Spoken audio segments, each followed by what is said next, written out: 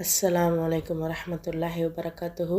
அல்ஹம்துலில்லா, இறைவனுடைய அருளால் நம்ம தொடர்ந்து குர்ஆனை ஓதிட்டு வரோம். அதில்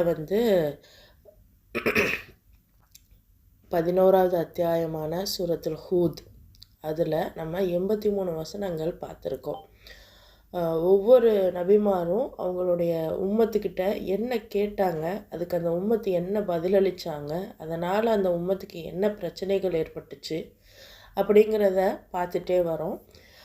லூத் நபியுடைய சமூகம் ஓரின சேர்க்கையில் ஈடுபட்டதன் விளைவாக முக்கியமாக அவங்கக்கிட்ட வந்த மலக்குமார்களையே, வானவர்களையே தவறான எண்ணத்தோடு பார்த்ததன் விளைவாக அவங்களுக்கு என்ன நேர்ந்தது, ஒவ்வொரு கற்களும் இரவோட இரவாக அவங்கள சுட்ட கற்கள் அவங்கள சுட்டு பொசுக்குனதை நம்ம பார்த்துருந்தோம்.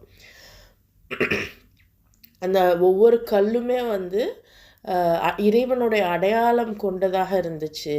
ஒவ்வொரு அக்கிரமக்காரர்களுக்கும் இது போன்ற தண்டனை தொலைவில் இல்லை அப்படின்னு இறைவன் பேசியிருந்தான். இது வரைக்கும் நம்ம பார்த்தோம். இன்றைக்கி 84வது வசனத்துலேருந்து இறைவன் வேறு என்னெல்லாம் சொல்கிறான் அப்படின்னு பார்ப்போம். மத்யன்வாசிகளை பற்றி இப்போ பேச போகிறோம். அஊது பில்லாஹி மினஷ் ஷைத்தானிர் ரஜீம். பிஸ்மில்லாஹிர் ரஹ்மானிர் ரஹீம். ரப்பி ஜித்னி இல்மா. வ இலா மத்யன அகாஹும் ஷுஐபா கால யா கௌமி இபுதுல்லாஹ மாலக்கும் மின் இலாஹின் கைரு வலா தன்குசுல் மிக்யால வல் மீசான இன்னி அராக்கும் பிகைரு வ இன்னி அகாஃபு அலைக்கும் அதாப யௌமின் முஹீத். மேலும் மத்யன்வாசிகளிடம் அவர்களின் சகோதரர் ஷுஐபை நாம் அனுப்பினோம். அவர் கூறினார், என் சமுதாயத்தினரே, அல்லாவுக்கு அடிபணியுங்கள்.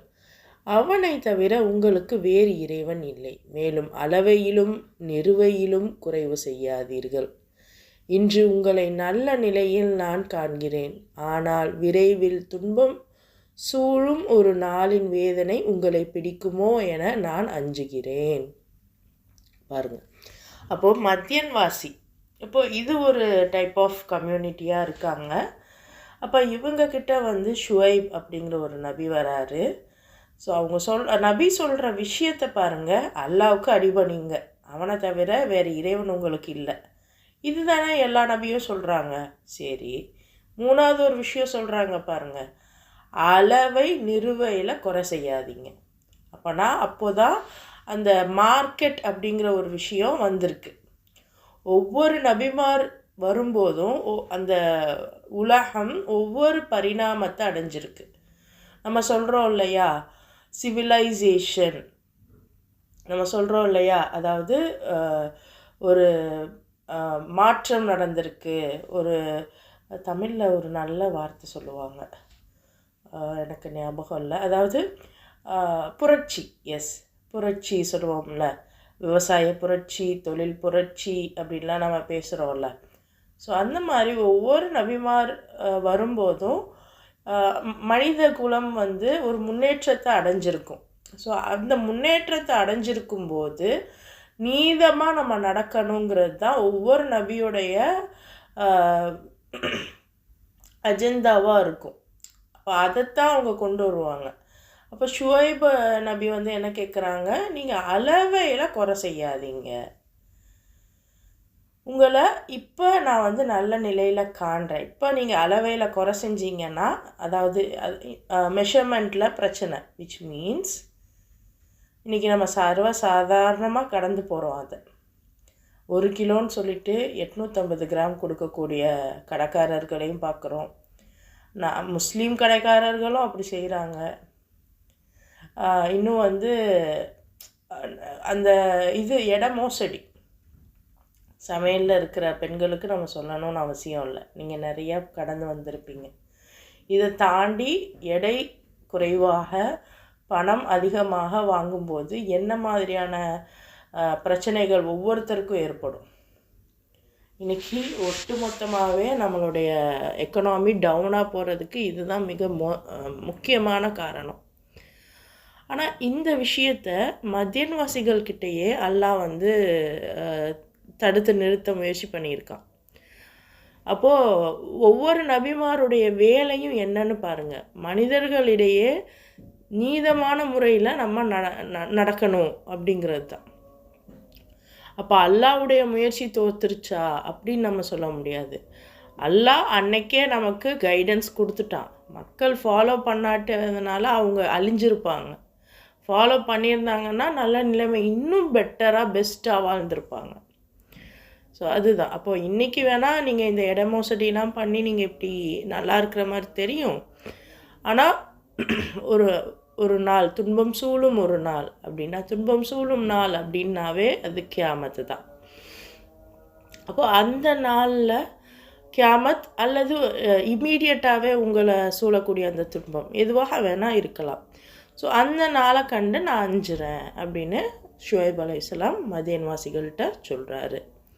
அதுக்கு அவங்க சொல்கிறாங்க, இன்னும் அவர் என்ன சொல்கிறாரு அப்படின்னா, வயா கௌமி, யா கௌம் அப்படின்னா என் மக்களே, வயா கௌமி அப்படின்னா என்னுடைய மக்களே, என்னுடைய கௌம் அப்படின்னா மக்கள், மக்களை தாண்டி சமூகம்னு சொல்லுவாங்கள்ல, என்னுடைய சமூகமே, என்னுடைய உம்மத்தே அப்படின்னு சொல்லுவாங்கள்ல அது.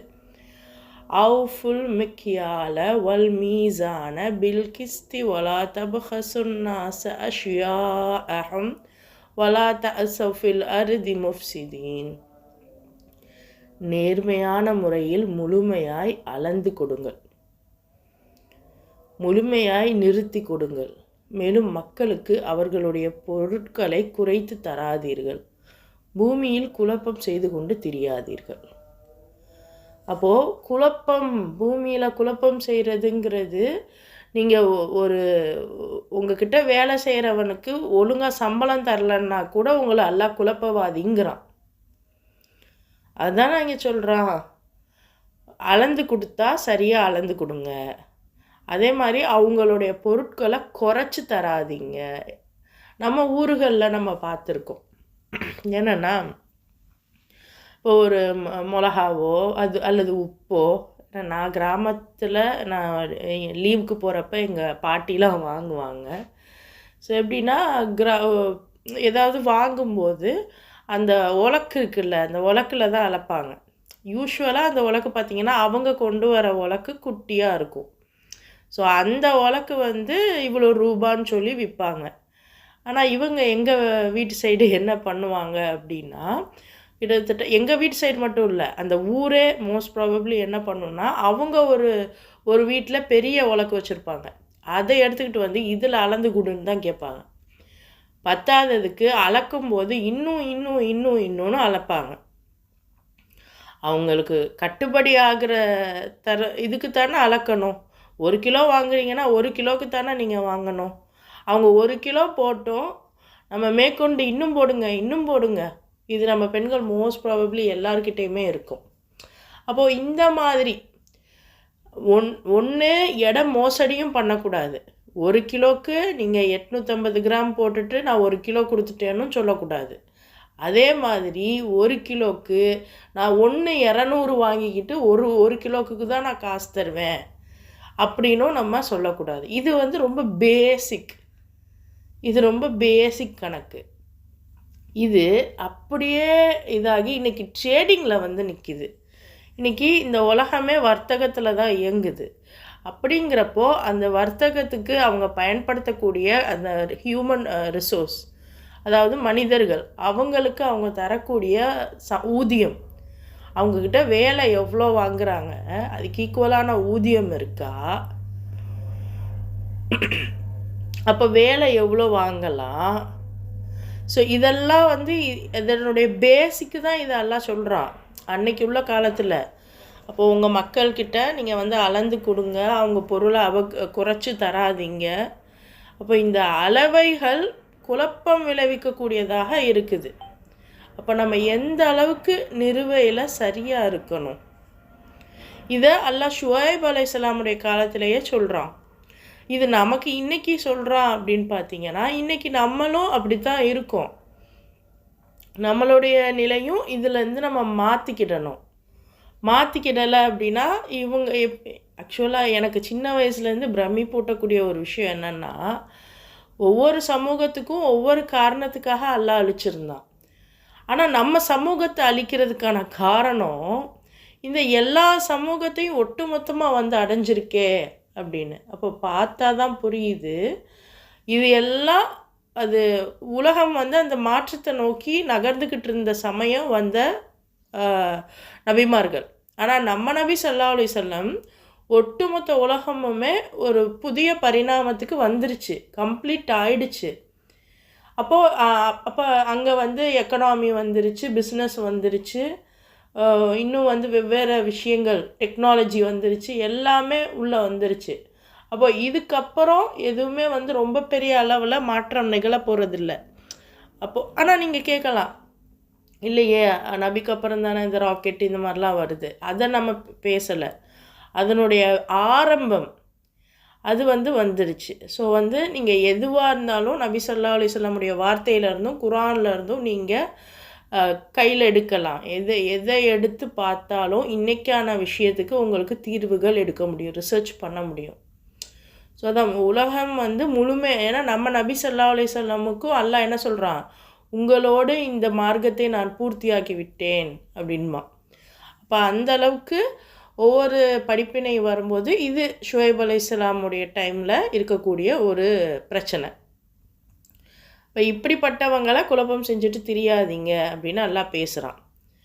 அடுத்து பாருங்கள், பக்கியத்துல்லாஹி ஹைருல் லக்கும் இன் குன்தும் மோமினீன் வமா அனா அலைக்கும் பி ஹஃபீத். அல்லாஹ்வினால் மிதப்படுத்தப்பட்ட லாபமே உங்களுக்கு சிறந்தது. நீங்கள் இறை நம்பிக்கையுடையோராயின் ஆயினும் நான் எந்நிலையிலும் உங்களை கண்காணிப்பவன் அல்லன்.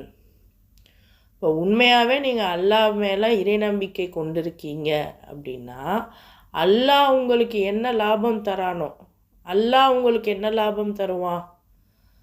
அல்லாஹ்வா வந்து உங்ககிட்ட பர்ச்சேஸ் பண்ண போகிறான்? ஆனால் நீங்கள் உழைச்சி அல்லாஹ் சொன்ன முறைப்படி உழைச்சி அந்த நீதமான முறையில் அந்த வெயிட்டு அந்த மெஷர்மெண்ட்டை கொடுத்து நீங்கள் என்ன அதில் உங்களுக்கு என்ன லாபம் வருமோ அதுதான் உங்களுக்கு சேரும். நீங்கள் உண்மையாகவே அல்லாஹ்வை நம்பிக்கை கொண்டா இப்படி தான் நீங்கள் இருக்கணும். ஆனாலும் நான் எப்போ பாரு உங்களை கண்காணிச்சிக்கிட்டே இருக்க முடியாது அப்படின்னு ஷுவைப் சொல்கிறாரு. ஸோ இதே தான் இன்றைக்கி நமக்கும். எனக்கு வந்து நான் என்னோடய தொழிலில் சில சீட்டிங் நான் பண்ணி தான் ஆகணும், அது தொழில் தர்மம் அப்படின்னு சொல்லிட்டு இன்றைக்கி ஏகப்பட்ட விஷயங்கள் நமக்கு சொல்லித்தரப்படுது. ஆனால் உண்மை என்னென்னா, அப்படி நான் சீட் பண்ணி தான் எனக்கு லாபம் கிடைக்கும் அப்படின்னா அந்த லாபம் இறைவன்கிட்ட இருந்து வரலை. பொய்யான லாபம் பொய்யானவர்கிட்ட இருந்து தான் வருது, விச் மீன்ஸ் தஜ்ஜால்.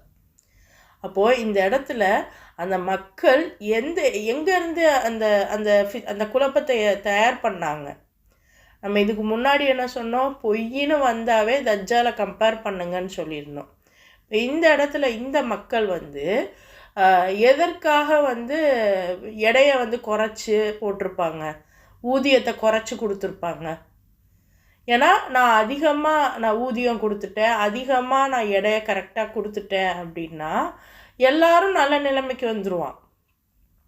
எல்லாரும் நல்ல நிலைமைக்கு இருந்தால் நான் யார் மேலே ஆதிக்கம் செலுத்துவேன்? புரியுதா? அப்போ ஆதிக்கம் செலுத்தணும் அப்படின்னு விருப்பப்படுறவங்க எல்லாருமே குழப்பவாதிகள் தான்.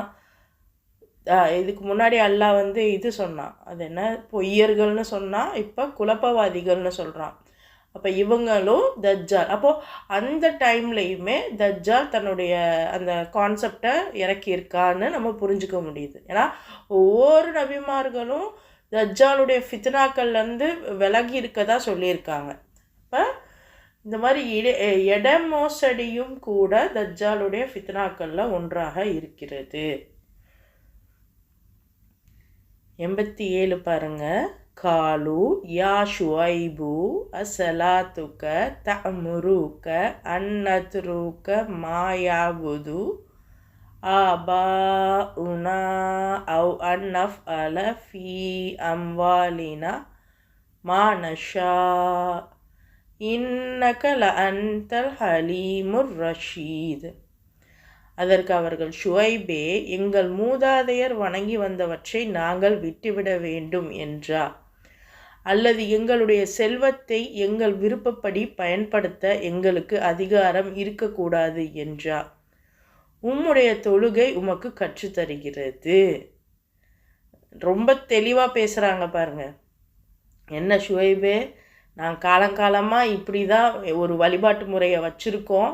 இப்போ நீங்கள் வந்துட்டு இல்லை, அப்படிலாம் நீங்கள் வேறு இதெல்லாம் நீங்கள் வழிபடக்கூடாது அப்படிங்கிறீங்க. அப்புறம் எங்களுடைய சொத்தை, எங்களுடைய செல்வத்தை நாங்கள் எப்படி பயன்படுத்தணும் அப்படிங்கிற அதிகாரம் எங்களுக்கு இருக்கக்கூடாதா? ஆமாம், இப்போ நான் ஒரு ஒரு 1 கிலோ ஆப்பிள் வச்சுருக்கேன். அந்த ஆப்பிள் என்னோடய சொத்து. அதை நான் வந்து எவ்வளோக்கு வேணால் விற்பேன். இப்போ இன்றைக்கி வந்து சொல்லுதில்ல, கவர்மெண்ட் விலை நிர்ணயிக்குதில்ல, நீங்கள் வந்து 1 கிலோ இவ்வளோக்கு தான் கொடுக்கணும். அப்போ அந்த மாதிரி ஒரு ப்ராப்பர் நிர்ணயம் அன்னைக்கு அல்லாஹ் சொல்லி ஷுவைப் நபி செஞ்சுருக்காங்க. அப்போ அப்படி செய்யும்போது இவங்க கேட்குறாங்க, அது எப்படி எங்கள் செல்வத்தை நாங்கள் எப்படி வந்து இது பண்ணணும், பயன்படுத்தணும் அப்படின்ற அதிகாரம் எங்களுக்கு இல்லையா? அல்லாஹ் சொல்கிற மாதிரி தான் நாங்கள் செய்யணுமா? இதெல்லாம் தான் உங்கள் தொழுகை உங்களுக்கு கற்றுத்தருதா அப்படின்னு கேட்குறாங்க. அப்போ தொழுகைனா என்ன? அவங்க தான் கேட்குறாங்க. குர்ஆனில் தான் இருக்குது. அப்போ உண்மையில் நீர் பெருந்தன்மையும் நேர்மையும் கொண்டவர் தான் என்று ஏளனமாக கூறினார்கள். அப்போது அவங்க ஏளனமாக பேசுகிறாங்க, ஆனாலும் உண்மைதான் அது. நீங்கள் ரொம்ப பெருந்தன்மையாக இருக்கீங்க, ரொம்ப நேர்மையாக இருக்கீங்க. இன்றைக்கி சேம் டைலாக் சொல்கிறோமா இல்லையா? யாராவது ஒருத்தவங்க வியாபாரத்தில் நேர்மையாக பெருந்தன்மையாக இருந்தால் முட்டாள், இழிச்சவாய அப்படிங்கிற மாதிரி சொல்லக்கூடிய ஒரு சமூகமாகத்தான் நம்ம இருக்கோம். ஆனால் ஒரு சரியான முறையில் வியாபாரம் பண்ணுறவனுக்கு அல்லாஹ் பரக்கத்தை ஸ்லோ அண்ட் ஸ்டடியாக கொடுப்பான். அதுதான் விஷயம். கொஞ்சம் கொஞ்சமாக வந்தாலும் ஸ்டடியாக அவனுக்கு வரும். அல்ஹம்துலில்லாஹ், மாஷா அல்லாஹ், ரொம்ப உயர்ந்த இடத்துல இறைவன் அவனை இம்மையிலேயே வச்சுருவான், நேர்மையாக இருக்கிறவனை. ஆனால் குறுக்கு வழியில் போகிறவனை அவன் நல்ல டாப்புக்கு போவான், அடுத்து திரும்பி பார்த்தா கீழே கிடப்பான். ஸோ இந்த ஒரு விவகாரத்தை ஷுவைப் நபியுடைய அந்த உம்மத் வந்து கடந்து வந்திருக்கு. ஸோ இதை வந்து நம்ம பார்க்க முடியுது. கால யா கௌமி அரஐத்து மின் குந்து அலா பையினதி மிர் ரப்பி வரஸகனி மின்ஹு ரிஸ்கன் ஹசனா. பாருங்கள், பையினா வருது அப்படின்னா ஒப்பந்தம், ஏதோ ஒப்பந்தம் போகுது பார்த்து. பையினா வந்துச்சுன்னா கவனம் செலுத்துங்க அந்த இடத்துல, அந்த பார்ட்டை. வமா உரீது அன் உகாலிஃபக்கும் இலா மா அன்ஹாக்கும் அன்ஹு இன் உரீது இல்லல் இஸ்லாஹ மஸ்ததஅத் வமா தௌஃபீகி இல்லா பில்லாஹ் அலைஹி தவக்கல்து வ இலைஹி உனீப். இப்போ ஷுவைப் சொல்கிறாரு, என்னுடைய சமுதாயத்தினரே, நீங்களே சற்று சிந்தியுங்கள். நான் என் இறைவனிடமிருந்து தெளிவான சான்றினை பெற்றிருக்கிறேன். அத்துடன் அவன் தன் சார்பிலிருந்து தூய்மையான உணவையும் எனக்கு வழங்கியிருக்கிறான்.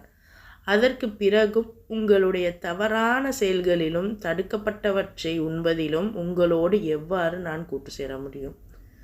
மேலும் எவற்றை செய்ய வேண்டாம் என்று உங்களை நான் தடுத்திருக்கிறேனோ அவற்றை நான் செய்வதற்கு ஒருபோதும் விரும்புவது இல்லை. என்னால் முடிந்தவரை சீர்திருத்தம் செய்யவே நான் விரும்புகிறேன். மேலும் நான் ஆற்ற விரும்புகிற அனைத்தும் அல்லாஹ்வின் பேர் உதவியை பொறுத்தே இருக்கின்றன. நான் அவனையே முழுமையாக சார்ந்து விட்டேன். ஒவ்வொரு விஷயத்திலும் அவன் பக்கமே நான் திரும்புகிறேன். எல்லா நபிமாரும் சொல்லி வச்ச மாதிரி இந்த வார்த்தையைத்தான் பேசுகிறாங்க. நான் வந்து அல்லாஹ் சொன்ன மாதிரி தான் நான் இருக்க போகிறேன், அவனை தான் நான் முழுசாக சார்ந்திருக்கேன், அவன்கிட்ட தான் நான் மீள போகிறேன். இந்த வார்த்தைகள் எல்லா நபிமாரும் சொல்கிறாங்க. அதே மாதிரி இவரோட வேலை என்னவா? முடிஞ்ச வரைக்கும் அந்த மக்களை சீர்திருத்தம் செய்யணும். அப்போ ஒவ்வொரு நபிமாருடைய வேலையும் அல்லாவை வணங்க வைக்கணுங்கிறது இல்லை. நீங்கள் அல்லாவை வணங்குங்க, வணங்காமல் போங்க, அது உங்களோட பிரச்சனை. ஆனால் நீங்கள் அல்லாவை வணங்கினாலும் வணங்கலைன்னாலும் மற்ற மக்களுக்கு இடையூறாக உங்களுடைய அதிகார விஷயங்களை நீங்கள் அதிகார இதில் இருந்துக்கிட்டு பிறரை துன்புறுத்திக்கிட்டு இருக்கும் பட்சத்தில் அல்லாஹ் கோவப்படுவான். ஏன்னா அல்லாவை வணங்கணுங்கிறது அவனுக்கு ஒரு மேட்ரே இல்லை. ஆனால் அவனுடைய பவரை உங்கள் கையில் எடுத்துக்கிறதுங்கிறது, இப்போ நம்ம இருக்கோம் சரியா, இப்போ நமக்கு நம்ம வீட்டில் ஒருத்தவங்க நம்மளை பாராட்டணும் கொல்லணும் அப்படின்னு நம்ம எதிர்பார்த்துக்கிட்டு இருப்போமா? இப்போ நீ பாராட்டாமல் போ, எனக்கு என்ன, அவ்வளோதான் நம்மளோட இது. இப்போ யாரும் என்னை பாராட்டலையே அப்படின்னு நான் நினைக்க மாட்டோம். இதுவே உங்கள் சமையல் கட்டுக்குள்ளே உங்கள் சமையலையே இது என்ன சமையல், இதை விட சூப்பராக நான் செய்கிறேன் பாருங்க அப்படின்னு உங்களுக்கு போட்டியாக வந்தால் உங்களுக்கு என்ன மாதிரியான நிலையில் நீங்கள் இருப்பீங்க? கொதிச்சு எழுவீங்களா மாட்டிங்களா? யார் சமையல் கட்டுக்குள்ளே யாருக்கிட்ட நீ போட்டி போடுறன்னு. ஆனால் அல்லாஹ் இதுவாது பரவாயில்ல. ஆனால் அல்லாஹ் பொறுத்த வரைக்கும் அவன் படைச்ச 50 பேரையும் அல்லாஹ் படைச்சிருக்கான். ஆனால் படைச்சவனையே நீங்கள் என்ன பண்ணுறீங்க, மறந்துட்டு அந்த மக்கள் அவன் சொன்ன விஷயங்கள் எதுவுமே நான் ஏற்றுக்க முடியாது, ஏன்னா ஏற்றுக்கிட்டா நான் இங்கே சந்தோஷமாக இருக்க முடியாது. அதனால் நானாக ஒரு சட்டத்தை போட்டு நானாக என் இஷ்டத்துக்கு என் செல்வங்களை நான் செலவு பண்ணுவேன், என் சொத்துக்களை நான் இது பண்ணுவேன், பராமரிப்பேன் அப்படின்னு சொல்லும்போது அல்லாஹ்க்கு எவ்வளோ கோவம் வரும். அப்போது சட்டங்கள் இயற்றுவது, நம்மளுடைய மன இச்சைப்படி நம்ம நடந்துக்கிறது இறைவனுக்கு எத்தகைய கோபத்தையும் வெறுப்பையும் ஏற்படுத்தும்னு சிந்திச்சு பாருங்கள். இப்போ இதுதான் இந்த நபியுமே சொல்கிறாங்க, எனக்கு அல்லாஹ் எல்லாமே தந்திருக்கான், தூய்மையான உணவு கொடுத்துருக்கான்.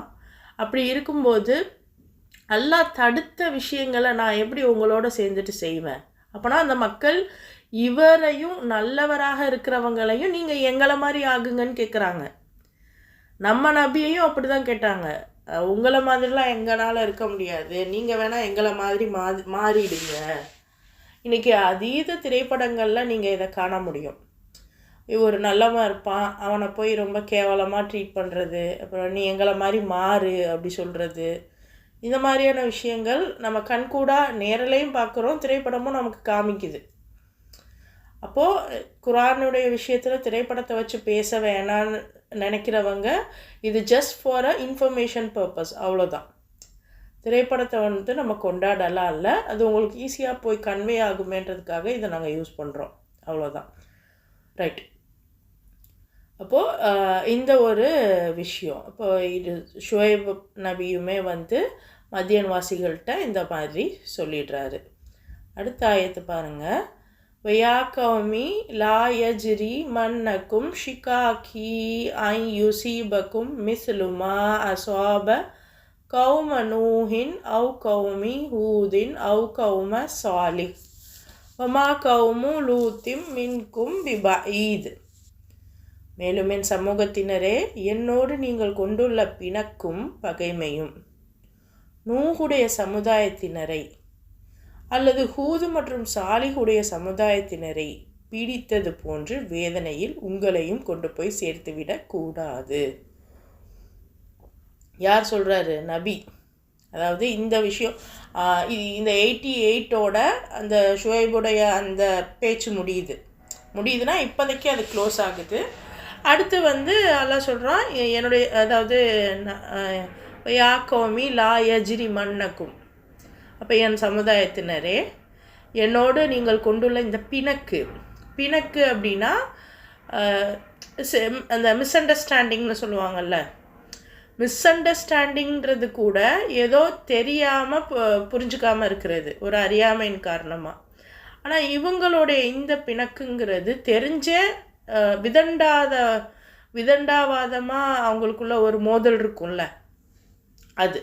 ஸோ பிணக்கும் பகைமையும் எப்படி இருக்குது? நூகுடைய சமூகம் போலையும் ஹூது சாலிஹு இவங்க சமூகம் போலையும் இவங்க சமூகத்தை பீடித்த அந்த வேதனையில் உங்களையும் கொண்டு போய் சேர்த்துடக்கூடாது. இன்னும் லூத்து சமூகத்தினரோ உங்களிலேருந்து வெகு தூரத்தில் இல்லை. அப்போனா லூத்து நபியோடைய அந்த இஷ்யூ வந்து நியர்பை மக்காவுக்கு நியர்பையாக இருந்திருக்கலாம். நம்ம ஜியோகிராஃபிக்கல் கண்டிஷன்ஸ் பெரிதளவில் நமக்கு தெரியலை. ஸோ வந்து நம்ம அதை கடந்து போகலாம். ஆனால் அந்த லூத்துடைய சமூகம் உங்களுக்கு வெகு தூரத்தில் இல்லை அப்படின்னா அவங்களுக்கு தெரிஞ்சிருக்கு. அந்த கதைகள் வந்து காலம் காலமாக வர்றது தானே, எல்லாருக்குமே மோஸ்ட் கதைகள் தெரியுது தானே. ஸோ அதை வச்சு நபி வந்து சொல்கிற மாதிரி இந்த ஆயத்திற்கு வஸ்தஃபிரு ரப்பக்கும் சும்ம தூபு இலை இன்ன ரப்பி ரஹீமும் வதூத். எனவே உங்கள் இறைவனிடம் மன்னிப்பு கேளுங்கள், பிறகு அவன் பக்கம் மீளுங்கள். திண்ணமாக என் இறைவன் கருணை பொழிபவனாகவும் தன் படைப்பினங்கள் மீது பேரன்பு கொண்டவனாகவும் இருக்கிறான். அப்போது இந்த மாதிரி நீங்கள் பிணக்கோடு இருக்காதீங்க உங்கள் இறைவனிடம். இதுதான் ரொம்ப முக்கியம். குரான் எப்போவுமே உங்கள் இறைவன் தான் பேசுது. நம்ம மட்டும் இஸ்லாமியர்கள் மட்டும் எங்க அல்லா எங்க அல்லா எங்க அல்லா அப்படின்னு பேசுகிறோம். அது உங்கள் இறைவன். இந்த இது சொல்கிறாங்கல்ல, இது உங்கள் பஸ்ஸு அப்படிங்கிற மாதிரி. ஏன் அப்படின்னா ஒரு சின்ன ஒரு என்ன சொல்கிறது, ஒரு கவர்மெண்ட்டு ப்ராப்பர்ட்டிஸ்லையே கூட இது உங்கள் சொத்து அப்படின்னு ஏன் சொல்கிறாங்க? அப்போ உங்கள்னு வந்தால் தான் உங்களுக்கு ஒரு பொறுப்பு வரும். நம்ம இதுன்னு உரிமை எடுப்பீங்க, அப்போ அதை கவனமாக பார்த்துப்பீங்க அப்படின்னு அவங்க உங்கள்னு யூஸ் பண்ணுறாங்க. அல்லாஹ்க்கு தெரியாததா கவர்மெண்ட்டுக்கு தெரிய போகுது? அப்போ அல்லாஹ் அதனால தான் சொல்கிறான் உங்கள் இறைவன் அப்படின்னு. நபியை சொல்லி தானே இந்த ஆயத்து வருது. அப்போ உங்கள் இறைவன், நம்மளும் வந்து பிறர்கிட்ட சொல்லும்போது உங்கள் இறைவன் தான் அது அப்படின்னு சொல்லணும். உங்கள் இறைவன் உங்களை படைத்தவன். நீங்கள் இறந்ததுக்கப்புறம் யாரை போய் மீட் பண்ண போகிறீங்களோ அவன்தான். அப்படிங்கிறப்போ அல்லாஹ் வந்து முஸ்லீம் சாமியாக ஆக மாட்டாப்புல. இன்றைக்கி அந்த கொடுமை தான் போய்கிட்டு இருக்கு. எல்லாரும் அப்படி தான் நினச்சிக்கிட்டு இருக்காங்க, முஸ்லீம்கள் உட்பட. அப்போ எனவே உங்கள் இறைவனிடம் மன்னிப்பு கேளுங்கள், பிறகு அவன் பக்கம் மீளுங்கள். அல்லாட்ட மன்னிப்பு கேளுங்க, அவன்கிட்டயே நீங்கள் போங்க. என் இறைவன் கருணை பொழிபவனாகவும் தன் படைப்பினங்கள் மீது பேரன்பு கொண்டவனாகவும் இருக்கிறான். நம்ம ஆரம்பத்துலேருந்தே சொல்கிறோம், எங்கெல்லாம் ரஹீம் வருதோ அப்போல்லாம் நல்லா கவனமாக பாருங்கள். ஏன்னா ரஹீம் வந்துச்சுன்னா அல்லாஹ்வுடைய அந்த லவ், கருணை இல்லை, இது ஒரு வகையான அன்பு. கருணை எல்லாருக்கிட்டையுமே அல்லாஹ் கொடுப்பான். ஆனால் அந்த பாசம்ங்கிறது நம்மளுடைய செயல் நல்லா இருந்தால் தான் அந்த பாசம் அல்லாஹ்கிட்டேருந்து கிடைக்கும். அப்போ எப்போ அந்த பாசம் கிடைக்கும் அப்படின்னா, பிணக்கு இல்லாமல், குரோதம் இல்லாமல், இந்த மாதிரி தவறுகள் செய்யாமல், நீதியை இழக்காமல் நம்ம வந்து நடந்துக்கிட்டு, நபிமாருக்கு ஹெல்ப் பண்ணிக்கிட்டு, நபிமார் சொன்ன முறைப்படி நம்ம இருந்தோம் அப்படின்னா, அந்த இடத்துல நம்ம அல்லாஹ்ட்ட மன்னிப்பு கேட்டோம் அப்படின்னா அவன் பக்கமே மீளணும். இது ரொம்ப ரொம்ப மெயின். நான் தினமும் அஸ்தஃபிருல்லா சொல்கிறேனே, அது விஷயம் இல்லை. அஸ்தஃபிருல்லா சொல்லிவிட்டு இனிமேல் அந்த தவறுகளை செய்யாமல் நம்மக்கிட்ட இருக்கக்கூடிய மக்களை கொஞ்சம் நடுநிலையாக நம்ம கவனிச்சுக்கிட்டு வரோம்.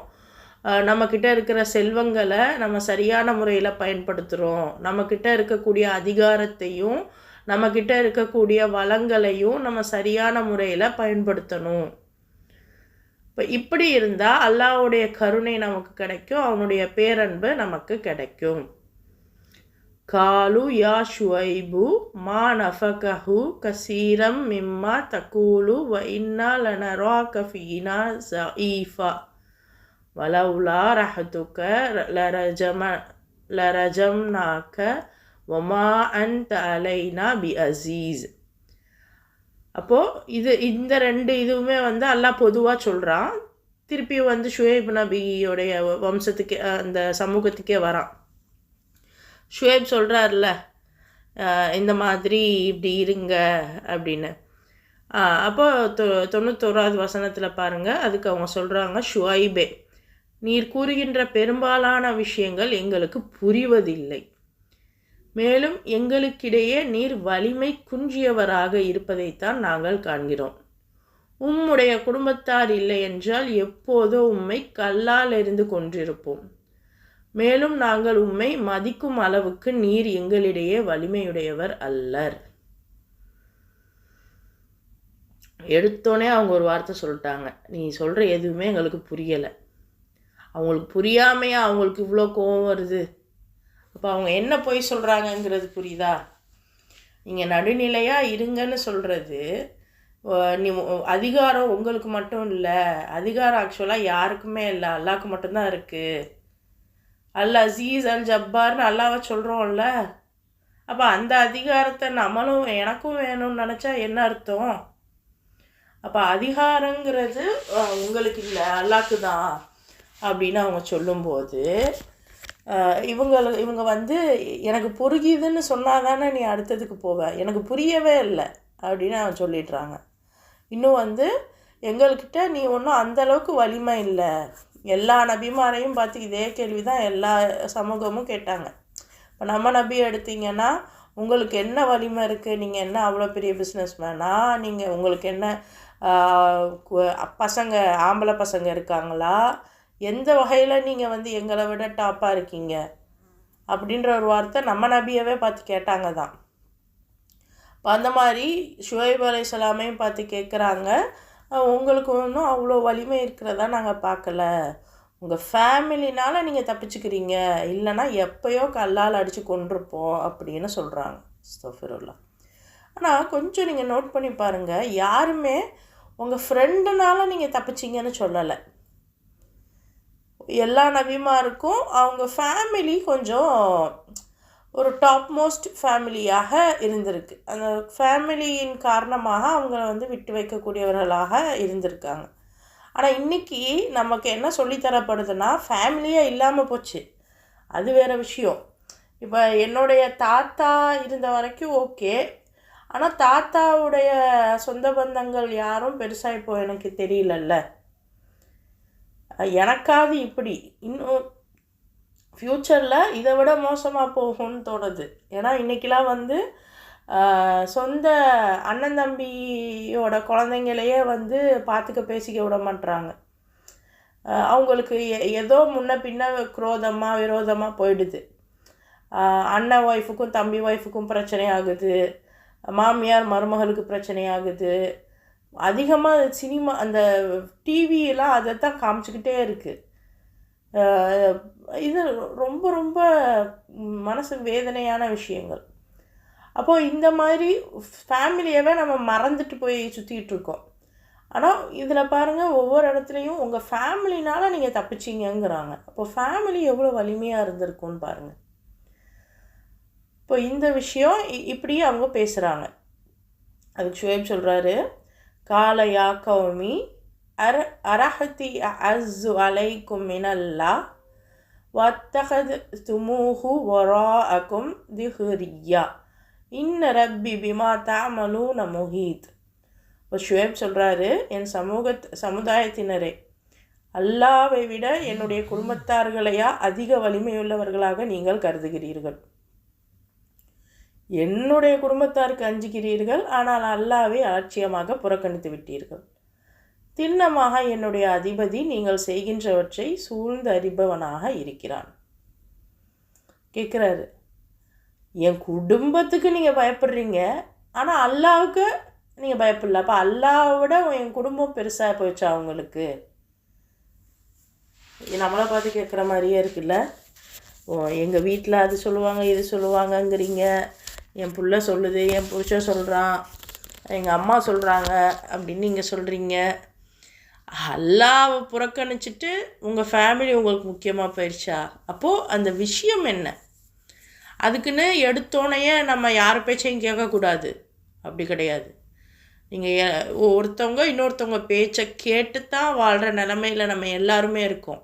ஆனால் அந்த பேச்சு அல்லாஹ் உடையதான்னு மட்டும் பாருங்கள்.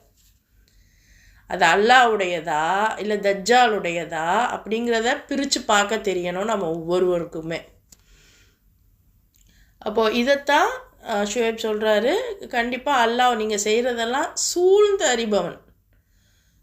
சூழ்ந்து அறிபவன்னா உள்ள என்ன வெளியே என்ன அதை சுற்றி என்ன, உங்களுடைய எண்ணம் என்ன, உங்களுடைய நோக்கம் என்ன.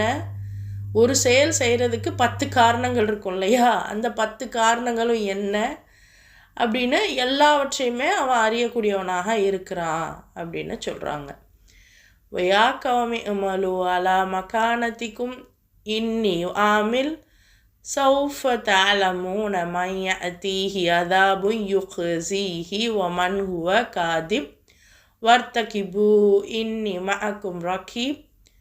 என் சமுதாயத்தினரே, நீங்கள் உங்கள் வழியில் செயல்பட்டு கொண்டே இருங்கள், நான் எனது வழியில் செயல்பட்டு கொண்டே இருப்பேன். இழிவுறுத்தும் வேதனை யாரை வந்தடையும் என்பதையும் யார் பொய்யுரைக்கிறார் என்பதையும் விரைவில் நீங்கள் அறிந்து கொள்வீர்கள். எனவே நீங்கள் எதிர்பார்த்து கொண்டிருங்கள், நானும் உங்களுடன் எதிர்பார்த்து கொண்டிருக்கிறேன். அப்போ சொல்லிட்டாரு, ஷுவைப் சொல்லிட்டாரு, ரைட்டு, நீங்கள் என்ன செய்கிறீங்களோ நீங்கள் செய்யுங்க, நான் என்ன செய்கிறேனோ நான் செஞ்சுக்கிறேன். கடைசியாக அல்லாஹ் தீர்ப்பு வரும். அந்த இழிவுறுத்தும் அந்த கேவலமான அந்த வேதனை வரும்போது, ஏன்னா ஒரு இடத்துல யோசிச்சு பாருங்க, இப்போது எல்லாரும் ஒரு தெருவில் தான் இருக்கும், சரியா? ஆனால் ஒருத்தவங்க தப்பான முறையில் இருக்காங்க, அந்த வீடை மட்டும் இவங்க தப்பான இதில் இருக்காங்க அப்படின்னு சொல்லிட்டு ஒரு போலீஸ் வந்து அவங்கள இழுத்துட்டு போகுது, அரெஸ்ட் பண்ணிட்டு போகுது அப்படின்னா எவ்வளோ ஒரு இழிவு. இப்போ அந்த மாதிரி அந்த சமூகத்திலேயே உங்களை மட்டும், அதாவது தப்பாக இருக்கக்கூடிய மக்களை மட்டும் அல்லாஹ் வந்து வேதனைப்படுத்துகிறான் அப்படிங்கிறது எவ்வளோ ஒரு இழிவு. இன்றைக்கி அந்த ஹெச்ஐவி, இன்னும் வந்து அந்த பால்வினை நோய்கள், இதெல்லாம் வந்து ரொம்ப காமனாக ஆகிடுச்சு. அதில் உள்ளவங்களெல்லாம் யாரும் இழிவாக பார்க்காத நிலைமைக்கு இன்றைக்கி மாற்றி வச்சுட்டான், சுபஹானல்லாஹ். ஆனால் கொஞ்சம் காலத்துக்கு முன்னாடி வரைக்கும் ஹெச்ஐவி அப்படின்னா அந்த பேஷண்ட்டை ரொம்ப கேவலமாக பார்ப்பாங்க. ஆனால் இப்போவும் இருக்குது, பட் கொஞ்சம் மாறிட்டே வருது. ஏன் அப்படின்னா உங்களுடைய செயல் அந்த மாதிரி. ஸோ அந்த விஷயங்கள் தான் எல்லார் முன்னாடியும் இழிவுபடுத்தப்படுவோம் நம்ம இறைவனுக்கு மாறான செயல்கள் செய்யும்போது. அப்போ நம்ம 2 பேர், இப்போ நீங்களும் உங்கள் வேலையை பாருங்கள், நானும் என் வேலையை பார்க்குறேன். யார் கேவலமான செயல்கள் செய்கிறாங்களோ அவங்களுக்கு வேதனை வரும், அப்போ தெரிஞ்சிடும் யார் பொய் சொன்னா அப்படின்றது அப்படின்னு ஷுவைப் நபி சொல்கிறாரு. நீங்களும் வெயிட் பண்ணுங்க, நானும் வெயிட் பண்ணுறேன் அப்படின்னு சொல்கிறாரு. வலம்மா ஜாஅ அம்ருனா நஜ்ஜைனா ஷுவைபம் வல்லதீன ஆமனு மஅஹு பிரஹ்மத்தின் மின்னா வஅஹதத்தில்லதீன ஸலமு ஸைஹத்து ஃபஅஸ்பஹு ஃபீ தியாரிஹிம் ஜாசிமீன். இறுதியில் நமது கட்டளைக்குரிய நேரம் வந்துவிட்டது. அப்போது நமது அருளால் நாம் ஷுவைபையும் அவருடைய நம்பிக்கை கொண்ட தோழர்களையும் காப்பாற்றினோம். மேலும் அக்கிரமம் செய்தவர்களை ஒரு பயங்கரமான ஓசை தாக்கியது. அவர்கள் தம் ஊர்களில் தலைக்குப்புற வீழ்ந்து மடிந்தனர். மோஸ்ட்லி பாருங்கள், ஓசையில் தான் அல்லாஹ் அழிச்சிருக்கான். ஹூத் அலைஹிஸ்ஸலாமுடைய சமூகத்தையும் ஓசையில் தானே அழிச்சான். அப்போது இவங்களையும் வந்து அல்லாஹ் வந்து அந்த ஷுவைபையும் அவரோட நம்பிக்கை கொண்ட தோழர்கள், அப்போ கொள்கை ரீதியாக அவரை நம்பிக்கை கொண்ட தோழர்கள், இவங்களை மட்டும் அல்லாஹ் காப்பாற்றிட்டு மற்றவங்களை அந்த பயங்கரமான ஓசையை கொண்டு அழிச்சிருக்கான். அவங்களும் பாருங்கள் தலைக்குப்புற வீழ்ந்து மடிஞ்சிருக்காங்க. அப்போ அந்த நிலைமையை யோசிச்சு பாருங்கள். இப்போ இவ்வாறாக மனிதர்கள் வந்து அழிஞ்சிருக்காங்க, அந்த சமூகங்கள் அழிஞ்சிருக்கு. கல்லம் யக்னவ் ஃபீஹா அலா புஅதன் லிமதியன கமா பஈதத் சமூத். அங்கு அவர்கள் வாழவே இல்லை என்பது போல தெரிந்து கொள்ளுங்கள், இறை அருளிலிருந்து மத்தியன் வாசிகளும் தூக்கி எறியப்பட்டார்கள், சமூக இனத்தார் தூக்கி எறியப்பட்டது போன்று. இப்போ இந்த வசனங்கள் பாருங்கள், ஒவ்வொருத்தரையுமே அல்லாஹ் தேர்ந்தெடுத்து சில வேலைகள் கொடுக்கறதுக்கு ரெடி ஆகும்போது இவங்க அதுக்கு ஓகே சொல்லாததன் காரணமாக அவங்கள அல்லாஹ் ஃபெயில் ஆக்கிக்கிட்டே வந்திருக்கான். இப்போ இங்கே அவங்களும் வாழவே இல்லாத மாதிரி போயிட்டாங்க. ஏன்னா அல்லாஹ்வுடைய அந்த அருளில் இருந்து மத்தியன் வாசிகள் தூக்கி எறியப்பட்டிருக்காங்க. சமூதும் போயிடுச்சு, மத்தியனும் போயிடுச்சு. வலக்கத் அர்சல்னா மூசா பி ஆயாத்தினா வ சுல்தானின் முபீன். அடுத்து மூசா வராரு. ஃபிரௌன் மற்றும் அவனுடைய அரசு பிரமுகர்களிடம் நாம் சான்றுகளுடனும் தூதுத்துவத்திற்கான வெளிப்படையான அத்தாட்சியுடனும் நாம் அனுப்பி வைத்தோம். அடுத்து மூசா வராரு, ஃபிரௌன் கிட்ட வராரு. ஃபிரௌன் அப்புறம் இன்னும் அவனுடைய அரசு பிரமுகர்கள், சுல்தான். இந்த இடத்துல பாருங்க,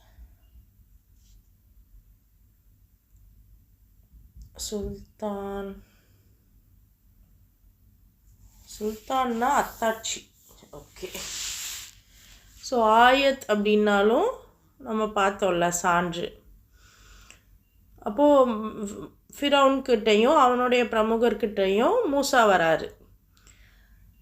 இலா ஃபிர் அவுன ஒமல ஈஹி ஃபத்தபு அம்ர ஃபிர் அவுன்.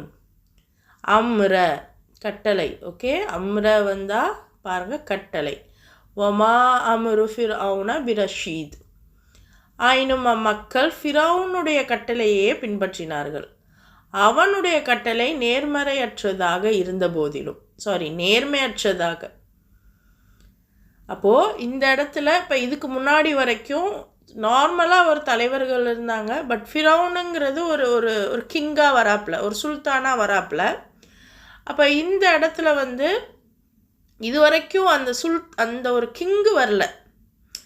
சின்ன சின்ன தலைவர்களாகத்தான் இருக்காங்க, ஒரு வியாபாரிகளாக இருக்காங்க, ஒரு அதிகார வர்க்கமுடையவர்களாக இருக்காங்கன்னு வைங்களேன். ஆனால் ஃபிரௌன் ஒரு கவர்மெண்ட்டாக வரான்.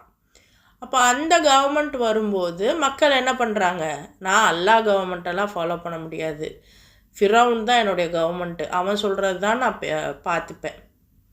இப்போ நம்மளும் ஃப்யூச்சரில் ஈசா அலைஹிஸ்ஸலாமே கவர்மெண்ட்டை சொல்லும்போது கூட, ஈசா அலைஹிஸ்ஸலாம் சொல்லும்போது ஒன்லி முஸ்லீம்ஸ் மட்டும்தான் உசுரோடு இருக்க போகிறாங்க. ஸோ அதனால் அங்கே பிரச்சனை இல்லை. ஆனால் மஹதி அலைஹிஸ்ஸலாம் வராங்க அப்படின்னா என்ன உண்மையான எஜுகேஷனோ அதை நீங்கள் படிங்க அப்படின்னு சொன்னால் நம்மளில் எத்தனை பேர் ஏற்றுக்க ரெடியாக இருப்போம்?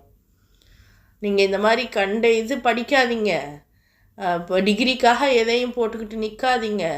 எது அல்லாஹ்வுடைய படிப்போ, எது அல்லாஹ் சொல்கிற வேலையை செய்ய வைக்கக்கூடிய படிப்போ அதை படிங்க. உங்கள் சிலபஸெல்லாம் அல்லாஹ்வுடைய சிலபஸாக மாற்றுங்க. இப்படிலாம் சொன்னால் யார் ஏற்றுக்க ரெடியாக இருப்பாங்க? முஸ்லீம்கள்லையே நான் கேட்குறேன். ஆனால் உண்மை என்னென்னா அதைத்தான் இன்ஷா அல்லாஹ் நம்ம எதிர்நோக்கி இருக்கோம். அந்த மாதிரி ஒரு நிலை வராதா அப்படின்னு இன்ஷா அல்லாஹ் வந்தால் நம்மளும் நம்மளுடைய வம்சமும் அதுக்கு சப்போர்ட் பண்ணணும், நியத் வைப்போம் இன்ஷா அல்லாஹ். அப்போ இந்த மக்கள் ஃபிரௌனுடைய கட்டளையை தான் ஃபாலோ பண்ணாங்க, அல்லாஹ்வுடைய கட்டளையை ஃபாலோ பண்ணலை. அவன் ஃபிரௌன் எவ்வளோ மோசமான கட்டளைகளை நமக்கு விதிச்சிருந்தாலும் அவங்க அதைத்தான் ஃபாலோ பண்ண ரெடியாக இருந்தாங்க. யக்துமு கௌமஹு யௌமல் கியாமத்தி ஃபௌரததுஹுமுன் நார் வபிஇஸல் விருதுல் மௌரூத். மறுமை நாளில் அவன் தன் சமுதாயத்தினர் அனைவரையும் விட முன்னணியில் இருப்பான். மேலும் தன் தலைமையில் அவர்களை நரகத்தில் கொண்டு போய் சேர்ப்பான். சேரும் இடங்களில் எத்துணை கொடிய இடமாகும் அது. கியாமத்து நாளில் எல்லாரையும் விட ஃபஸ்ட் ஆளாக இவர் தான் நிற்க போகிறார். யார்? ஃபிரௌன். ஏன்னா அவன் தானே கட்டளைகள் போட்டான், அவன் தானே அந்த கிங் அப்படிங்கிற ஒரு கான்செப்டுக்குள்ளே அவன் தான் வரான். ஸோ அதனால் அவன் பின்னாடி தான் அவனுடைய மக்களும் போவாங்க. அவங்க நரகத்துக்கு தான் போகிறாங்க. அது ரொம்ப கொடிய இடம் அப்படின்னு சொல்கிறான். وَأُتْبِعُوا فِي هَذِهِ لَعْنَةً وَيَوْمَ الْقِيَامَةِ بِئْسَ الرِّفْدُ الْمَرْفُودُ. மேலும் அம்மக்கள் மீது இம்மையிலும் சாபம் ஏற்பட்டது, மறுமையிலும் ஏற்பட்டே தீரும். வழங்கப்படும் வெகுமதிகளில் எத்தனை மோசமான வெகுமதி இது. அப்போது அந்த மக்கள் யாரெல்லாம் ஃபிரௌனை தான் நான் ஃபாலோ பண்ணுவேன் ஏன்னா இதுக்கு முன்னாடி வரைக்கும் தஜ்ஜால்ன்ற ஒரு கேட்டகரி ஒரு கண்ணுக்கு தெரியாமல் இருந்துச்சு, அவங்களுடைய உள்ளத்துக்குள்ளே இருந்துச்சு. இப்போ ஃபிரௌனுக்குள்ளே வந்துருச்சு. ஏன் அப்படின்னா அப்போ தஜ்ஜாலுங்கிறத ஒரு மனிதனாவோ அல்லது வேறு ஏதோ ஒரு வஸ்துவாவோ நீங்கள் இப்போதைக்கு பார்க்க தேவையில்ல. அது ஒரு குழப்பம், அது ஒரு கான்செப்ட், அவ்வளோதான். அப்போ இந்த தஜ்ஜால் கேட்டகரி இப்போ மனித உருவெடுக்குது. எந்த மாதிரினா ஃபிரௌன், நான் தான் கடவுள், நான் சட்டம் போடுறேன், என் சட்டத்தை ஃபாலோ பண்ணுங்க. இது எவ்வளோ ஒரு மோசமான ஒரு நிலை. ஸோ அவனை ஃபாலோ பண்ண அந்த மக்களுக்கு சாபம் ஏற்பட்டுருச்சு. இன்றைக்கி யாரெல்லாம் தவறான கொள்கைகளை எடுத்திருக்கோமோ அது தவறான பழக்க வழக்கங்களாக இருக்கட்டும், தவறான இன்வெஸ்ட்மெண்ட்ஸாக இருக்கட்டும், தவறான தொழிலாக இருக்கட்டும், எப்படி ஒரு மோசமான இயற்கைக்கு மாறான விஷயங்கள் யார் செஞ்சாலும் நமக்கு உசுரோடு இருக்கும்போதே நம்மளுடைய நிலை நம்ம இழிவாக தான் பார்க்கப்படுவோம். மறுமையிலையும் அப்படி தான் நமக்கு. அப்படின்னா இது எவ்வளோ மோசமான வெகுமதி அப்படின்னு அல்லாஹ் சொல்கிறான். அல்ஹம்துலில்லாஹ். இதுவரைக்கும் நம்ம பார்த்துருக்கோம். மீதி வசனங்களை இன்ஷா அல்லாஹ் நாளைக்கு பார்க்கலாம்.